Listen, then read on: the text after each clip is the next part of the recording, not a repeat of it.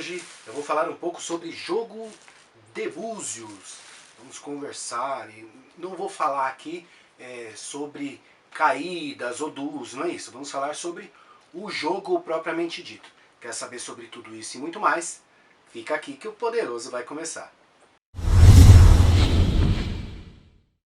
Sejam muito bem-vindos ao canal Poderoso Fo. Caso você ainda não me conheça, eu sou o Lotegesum de Logun Edé e neste canal nós falamos tudo sobre a cultura ou as culturas de matriz africana, religião de matriz africana, orixás, inquices, voduns, encantados e jogo de búzios, que é o assunto de hoje. Se você gosta desses assuntos, se você gosta de aprender sempre um pouco mais, não esqueça, se ainda não for inscrito, se inscreva no canal, ative o sininho de notificações, porque aqui a gente tem vídeo novo toda terça e quinta-feira.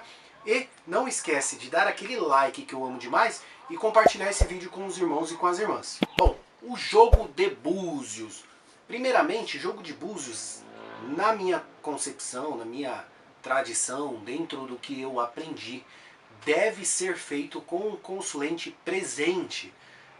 O jogo de búzio online, jogo de búzio pelo WhatsApp, via Facebook, enfim, na minha concepção é um pouco complicado, é um pouco difícil, talvez digo até impossível em alguns casos, porque o jogo de búzios ele precisa ali de uma certa sinergia e de energia do consulente. Então presencialmente você tem esse tipo de situação, exceto no caso em que o olhador, o babalaô, o babalorixá ou ialorixá que está realizando o jogo, conheça muito bem, conheça de longa data o consulente, o cliente, o filho, né? Então já fez inúmeros jogos para aquela pessoa e vai ali apenas esclarecer uma dúvida da vida espiritual que a pessoa já tem dentro daquela tradição, dentro daquela casa, junto com aquele babalaô, babalorixá ou ialorixá. Nestes casos, o jogo não presencial é válido.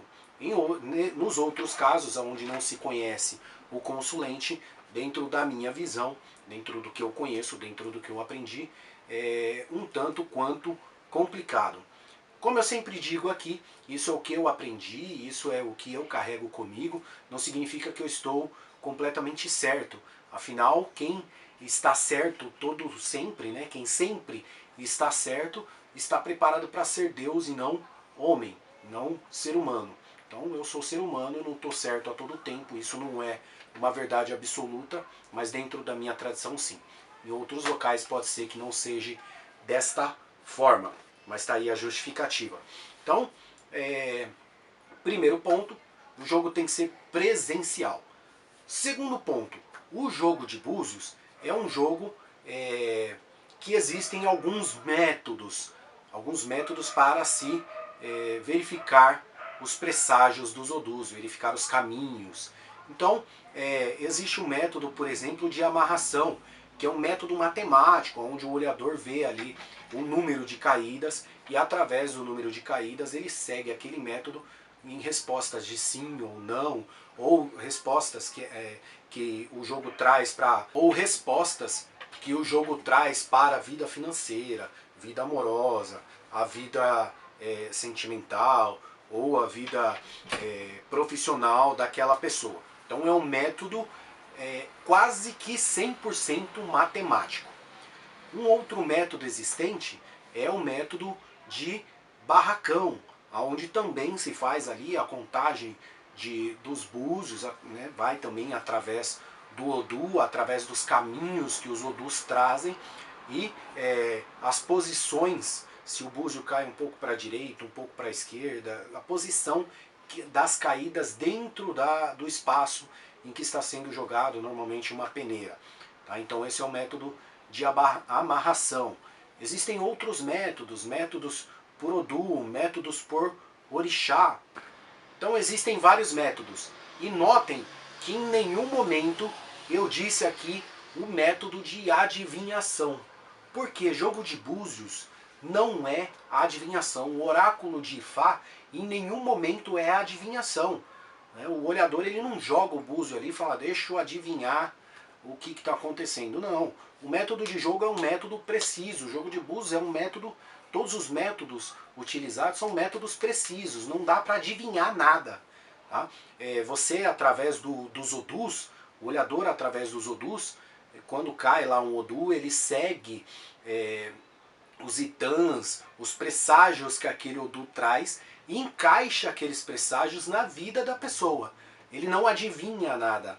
Tá? Então, quem conhece a vida da própria pessoa é somente a pessoa. E através dos presságios trazidos pelos odus, o olhador encaixa tudo aquilo dentro da vida da pessoa. Então, primeiro, jogo de búzio tem que ser presencial, pelo menos ali sempre uma ou duas vezes. Aí quando passa um pouco mais, entra no que eu falei, que pode ser feito sem a pessoa. Segundo, existem alguns métodos, e esses métodos eles são aprendidos ao longo do tempo, né, dentro das casas, dentro das tradições.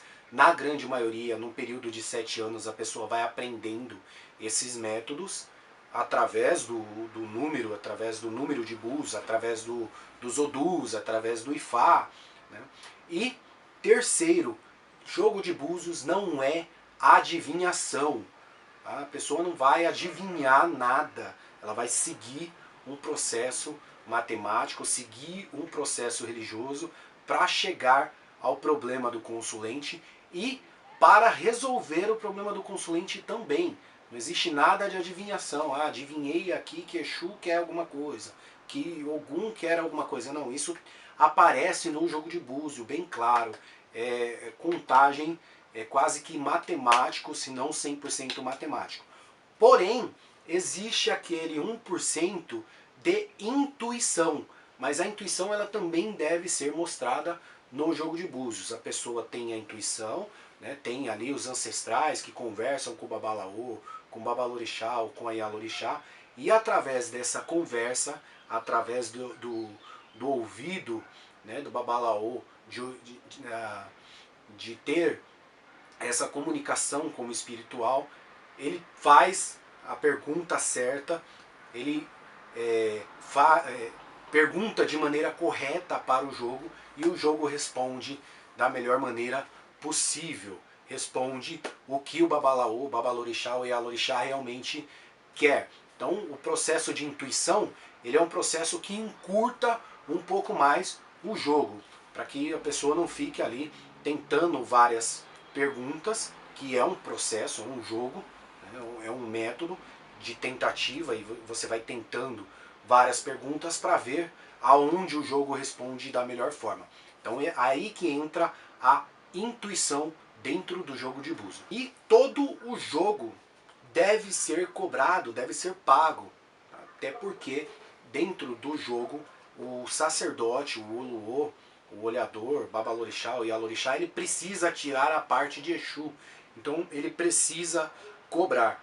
Entretanto, desconfie de valores muito altos e desconfie de valores muito baixos. Valores muito altos pode ser que aquela pessoa, não estou afirmando, mas pode ser que aquela pessoa esteja querendo tirar vantagens. E um valor muito baixo pode ser também um indicador de que aquela pessoa quer apenas atrair um número grande de pessoas para que tenha um maior valor, para que ele consiga obter um maior valor. Então pode ser também enganação. Não estou dizendo que nesses dois casos é enganação, mas é um indício alto de que possa ser. Tá? Então você tem que avaliar valores, e aí eu digo aqui, valores acima de 200, 300 reais é um valor consideravelmente alto. Valores abaixo de 100, 80 reais é um valor relativamente baixo que entra dentro desses parâmetros, ok? E, obviamente, quando você for jogar búzio pela primeira vez, procure. Hoje a internet ela tem uma função maravilhosa, então você consegue, através da internet, buscar o mínimo de informação daquele sacerdote, né, que você está aí prestes a jogar, prestes a consultar através do oráculo de Ifá. Então essas são algumas dicas para que você possa ir com mais certeza a um jogador, a um olhador de búzios e consiga ter uma consulta, uma experiência bacana, uma experiência legal. Compartilhe esse vídeo com os seus irmãos, com as suas irmãs, com aquela pessoa que está ainda indecisa se joga ou se não joga, para que ela tenha aí esses parâmetros para conseguir ter uma boa sorte, um bom presságio através do jogo de búzios, através desse vídeo para o jogo de búzios. Não esqueça de olhar esses vídeos aqui, assistir esses vídeos, que também falam um pouco sobre o oráculo de Ifá. Um forte abraço, um grande beijo e até mais!